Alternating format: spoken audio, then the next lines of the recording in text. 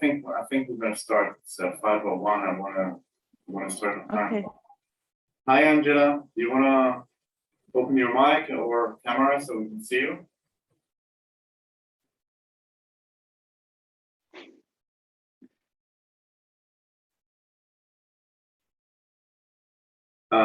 Here she is. Angela wrote hi. Yeah. Yeah. Can you open your camera, or do you want to open your camera, or is there any problem with opening the camera? Since you are our audience today, I thought it will be more fun if we see each other. Oh, we have another one here coming. Okay, that's fine. Hi, Samuel.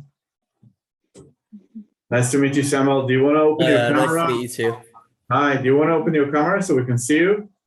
I'm not feeling so well, so I'm just going to be listening. Okay, no problem at all. Sorry. Okay, so no problem at all. So let's get started. It's good evening here. I'm not sure what the time for you is. Samuel, where are you from? I'm from London. London. And Angela, where are you from? Italy. Okay, Angela has a problem with her microphone and camera. So I guess it's roughly the same time for you as well. So welcome Samuel and Angela for Open Day here. Today with me is Dr. Natalie Davidson, who's gonna talk to us soon. But before I introduce her, let me start with a short clip on our program. So let me share the screen. And then we're going to start with the intellectual content of this evening. So I'm sharing the screen now.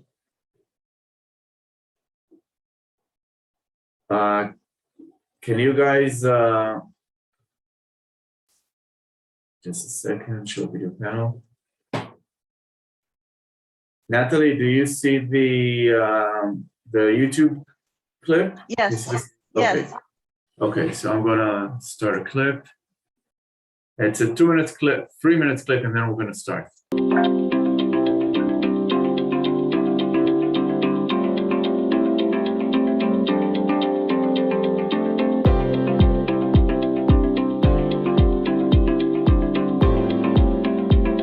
I knew I wanted to do an international LLM, and I started to look around at some of the programs, and immediately the strong focus on international business transactions at Tel Aviv jumped out at me.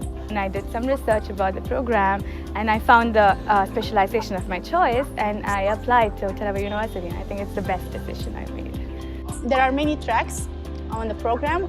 There is technology, business, human rights. This university enjoys an excellent reputation and attracts outstanding professors. Like I finished the law and technology track, so you feel more ready to get into the startup nation, and maybe you can work as a lawyer in a law firm. You can pursue a PhD, as I did. For me, it was fascinating to learn from not only from professors, but also from practitioners, partners at major law firms. Israel, and specifically Tel Aviv, is a very good place to learn, business law, because it's the startup capital of the world. It's full of energy, creativity, innovation, and everything.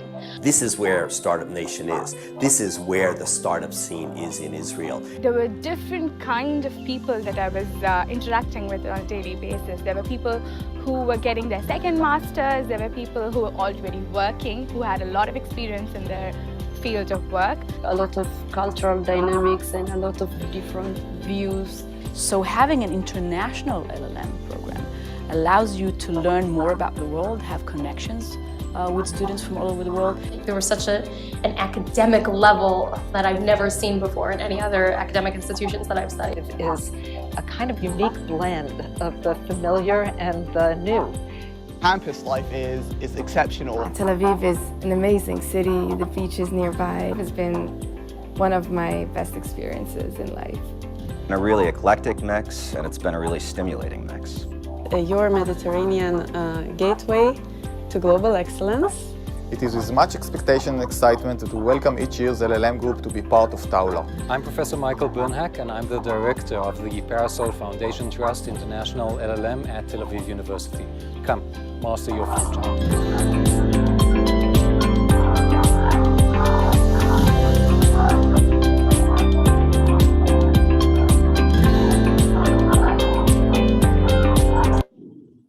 All right.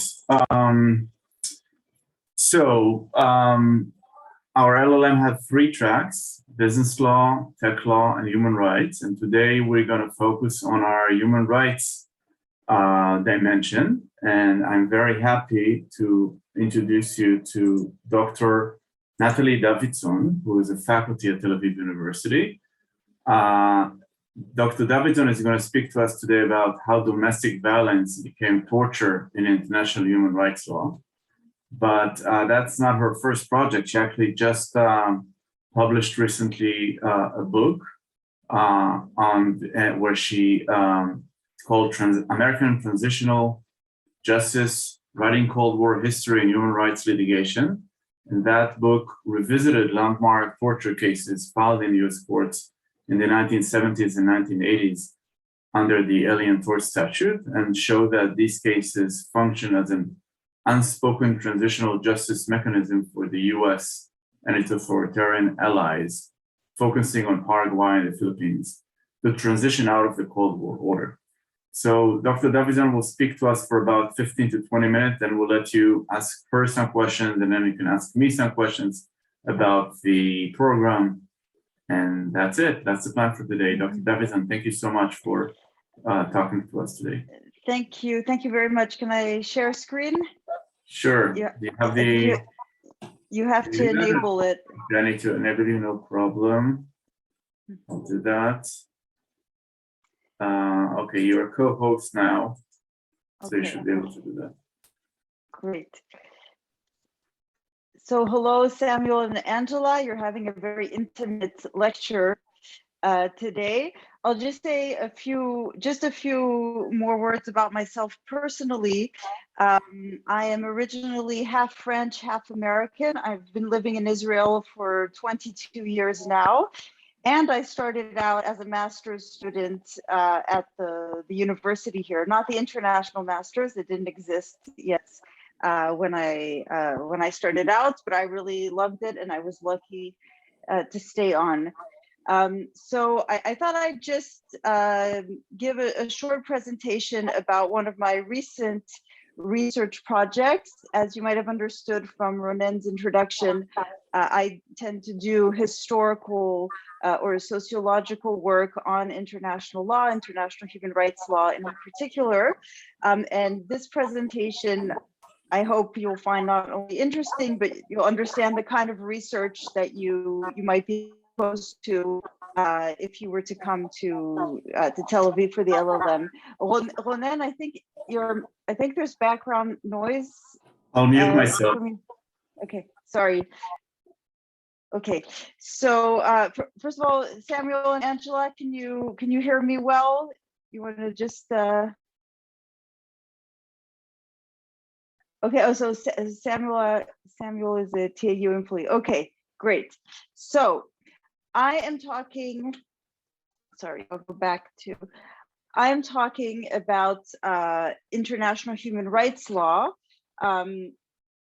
So for those of you who don't know, international human rights law is the area of international law that protects a list of approximately 30 rights in international law. So the main instruments that we're familiar with are the 1948 Universal Declaration on Human Rights, which you can see here in the picture with Eleanor Roosevelt, but also a list of approximately 12 core human rights treaties protecting civil and political rights, economic, social, and cultural rights, rights of the child, prohibition of torture, rights of persons with disabilities. And to this universal layer of treaties that all states can accede to, there is also a set of regional agreements. Here you have colors for the 3 main regional regimes, European, African, and American. which have a set of human rights treaties and institutions to monitor and enforce them. So I'm focusing on the prohibition of torture, the prohibition of torture and the prohibition of CIDT, by which I refer here to cruel, inhuman, and degrading treatments, are core prohibitions. They're central prohibitions of this field of human rights law. These are the main, here on the slide, you have the main instruments that prohibit torture and cruel, inhuman, and degrading treatments, but the prohibition appears in others as well. So first you have the universal instruments here, the Universal Declaration, a specialized convention against torture, and the Covenant on Civil and Political Rights, and then regional instruments. And these various instruments don't all define what is torture, and if they do, they don't all have the same definition of torture. But all of these texts share the view that torture relates to the exercise of public power. Okay, it has something to do with the state, and we can see this in what is considered the benchmark definition of torture, which is Article 1 of the 1984 Convention Against Torture. In this convention, torture is defined as an act of infliction of severe pain or suffering, physical or mental.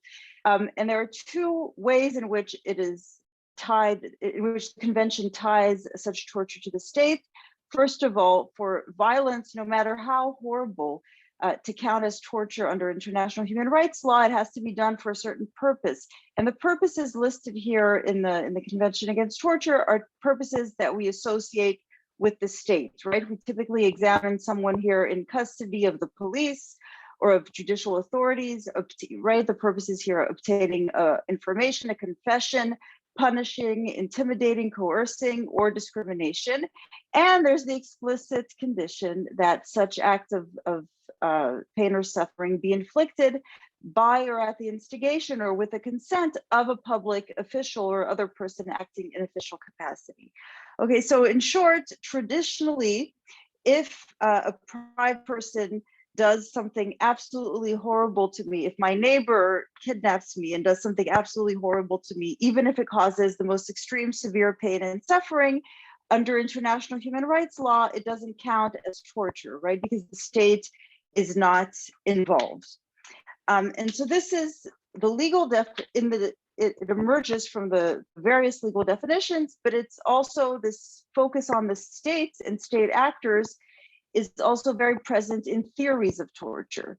So there are various theories or more theoretical discussions of torture beyond the actual doctrine, which try to explain to us what's the basic idea here. So for Sir Nigel Rodley, who was a leading human rights expert and recently passed away, the fundamental idea in torture is that the state violates the right through its agents, because human rights are the rules mediating the relationship of the organs of organized society, typically the state, and the individual. And therefore, it's no accident that the purpose of this element refers to the state. So this is something that Rodley could have said of all human rights, right? Not just torture. This reflects a certain understanding of human rights as not only those rights that we are entitled to as human beings, but in addition, these are rights that we are entitled to vis-a-vis the state. It has to do with our relationship with the state, and you can understand why such a theory, an understanding of human rights would be developed in international law, because international law provides justifications for intervention or at least criticism by the international community of a state, right? International law provides justifications for infringing sovereignty. And so the idea here is you're only going to intervene in a state if the state has failed. But even outside of international law, torture has been theorized as something to do with the state. And I bring here a quote, an extract from a quote by Jeremy Waldron, who wasn't writing about international law specifically, but about the prohibition of torture in general. And he explains the prohibition as emblematic of our determination to break the connection between law and brutality. Okay, now if we think traditionally of law until the 18th century, right, until Enlightenment, somebody's making a bit of noise there in the back. I just turned off the camera. That's really funny.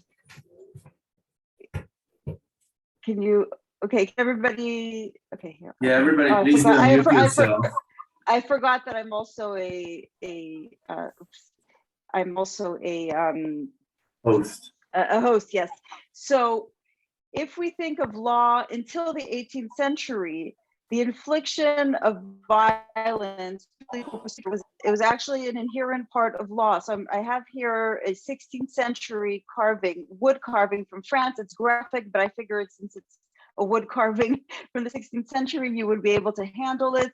This is a judicial procedure in court with a judge in the back in France trying to obtain evidence from an accused in a procedure that looks very much like the waterboarding that was used by the United States in the War on Terror, right? So this was part of the legal profession, right? Inflicting torture.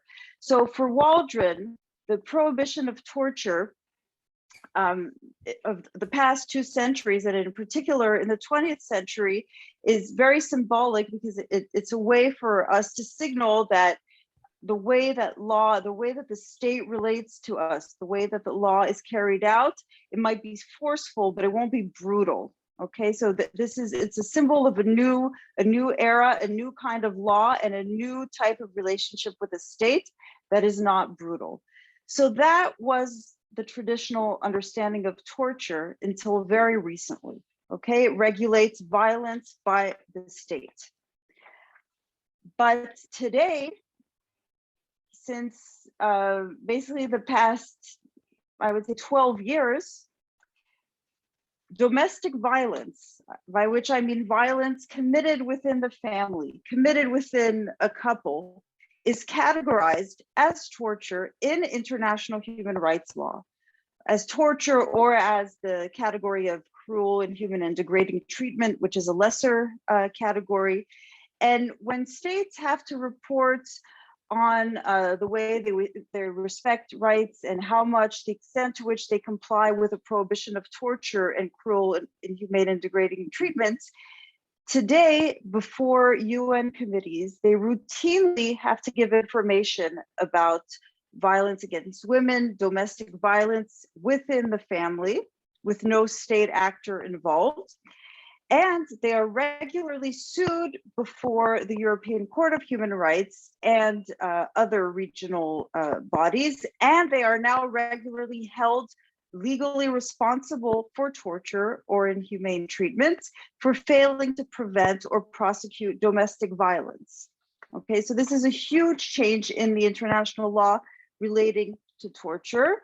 And I won't go into the details here, but this is just a list of before main bodies, actually it's 5 with the Inter-American Court and Commission, the 5 main bodies that define and interpret the prohibition of torture in international rights law, the documents or practices which establish now domestic violence as a breach of torture. So in general comments, which are documents in which UN committees give their general interpretation of a treaty, domestic violence is now recognized as a breach of the prohibition of torture, and before the other bodies as well.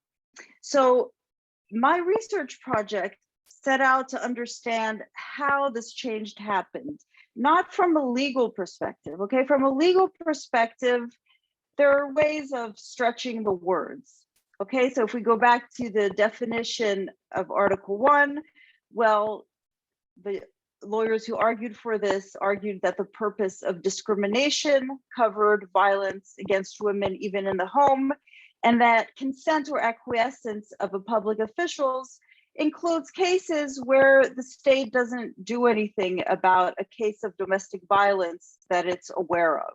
Okay, so it's acquiescence by inaction. So those were the legal techniques. But I was interested in how it happened on the ground. Who pushed for this? How did judges and international legal experts agree to radically transform the understanding of torture in international human rights law? The writing, there was a bit of writing about this by feminist lawyers, and they basically assigned themselves credit for this. There were many symbolic and practical advantages to try to change the law and have domestic violence recognized as torture. But I had a sense that the story was more complicated, and I wanted to understand how it had happened, and even if feminist lawyers had pushed for this, how they had succeeded. So I went on to an inquiry that perhaps for someone who does recent history is a bit unusual, in the sense that I decided to not start from people. Okay, I didn't start from interviews and focusing on feminist lawyers or any other kind of actor here, such as international legal experts at the UN. I decided to start from the documents because I wanted to be to remain open-minded and let the law sort of speak for itself, and maybe there would be surprising findings. So I basically went back to all the documents published by all the bodies that I mentioned before, the 5 bodies that determined the definition of torture. And for each judicial ruling, for each publication, I went backwards. I took a step back and I read everything that preceded that document and watched all the video and audio recordings of the court proceedings, all the correspondence, to try to trace who talked about it first and who raised it. And I did this with 4 research assistants who are students at the university. And what I found was that indeed feminist legal activists had been very, very central here, not just as lawyers, but also as experts and as academics writing articles in support of legal arguments. But more surprisingly, I found that states from the global South, in particular in Latin America, had contributed to this change, not out of any particular progressive interest, though there was also some of that. But I found that actually the first to discuss domestic violence as torture before the Committee Against Torture were Venezuela and Argentina in 1998 and 1999, because when they report to the UN Committee Against Torture, they have to report on something positive they've done. And apparently they had nothing positive to show for that year with respect to what was happening in their prisons and the judicial system and the police. So they pointed to legislation against domestic violence that had been enacted, and that sort of established domestic violence as part of the field. There were also overlapping interests of legal experts who need to show that they are equal, that they give equal time to southern states and northern states, and so that if they spend 3 hours asking a country from Africa what are they doing against torture, they also have to spend 3 hours with Norway next in line. And so this gave them something else to talk about. I forgot to add, when I talked about my methodology, I started with the documents, but then I ended with interviews, right? People that I identified in the documents. And I found that the secretaries at the UN and in the regional courts played a huge, huge part in this story, in inserting domestic violence in questionnaires to states on the agenda of meetings through very small steps. So all these little steps and actors that we don't usually think of as creating law, right? Such as the secretaries were very important. So what does this mean? There are many different implications here that we can talk about.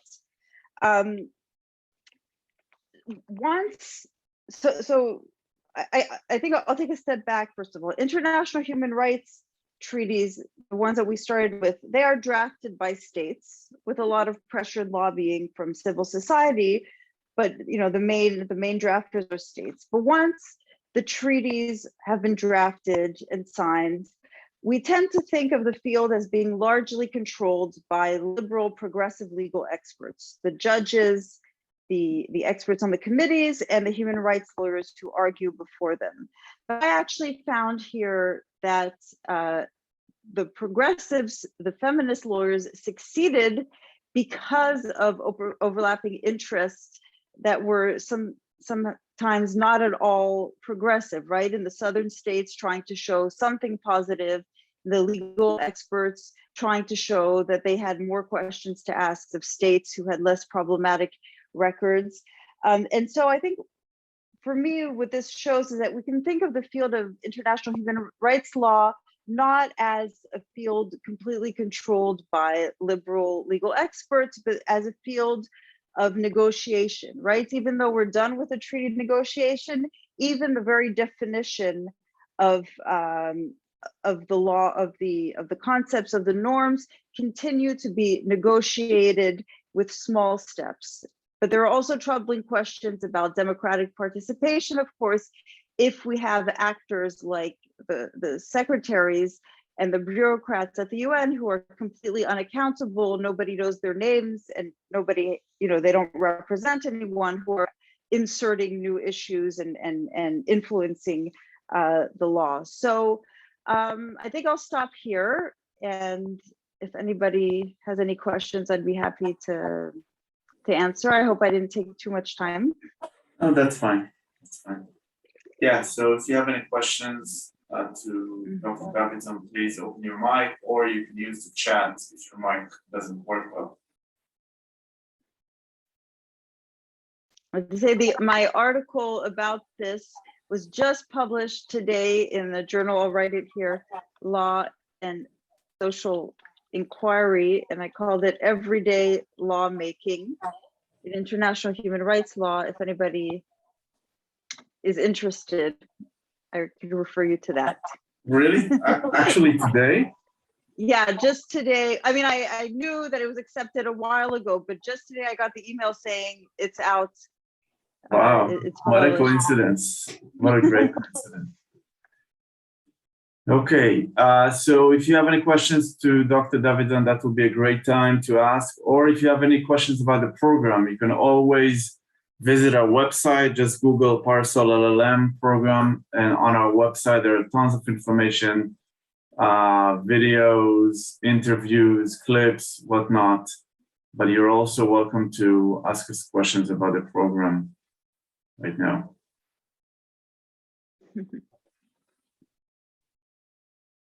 Okay, so I see there are no questions. So Natalie, thank you so much for joining us today. And I plan to tell you good luck with your publication, but it's already out there. So good luck with your next project. There's a follow-up project. Well, yeah, what is the next project? That's what I want to No, the follow-up. There's a follow-up project from this, which is more philosophical. So about the meaning of violence today, and what does this mean? So I won't get into it, but and there are other projects also on always on violence and law, on arms exports, and so that's something completely different, but it's still the same interest the same interest that I have in how law regulates violence and enables it and restrains it at the same time. So I have a feeling that in the context of arms export, Israel has there's much for you to research about Israel. Yes. More than you could research from Israel about domestic violence and international human rights law, I guess. Yeah, there's a lot to research in that area, but it's also difficult to access information on the trade itself. You can research the regulation and the scandals when they appear, but a lot of the authorizations for export, they're secretive. We don't have access to the file, so. Have you checked already your cell phone to make sure it's not? I can't check it. I assume my cell phone is not a good place to write secrets. Okay, so thank you very much for joining us, and I'll stay here for a few more minutes to see if there are any questions about the program, but I don't want to abuse your time, so feel free to just log off. No problem. Bye. Bye. Thank you very much. Okay, so I'm here to answer any question you may have about the program. And if there aren't any questions, then you can always contact us. There are many ways to contact us: email, the website, Facebook, whatever. So I see there are, oh, wait, there's something here, let's see. Oh, that's just Natalie's publication. Okay, so thank you all for joining us, and we'll see you next time. Good night.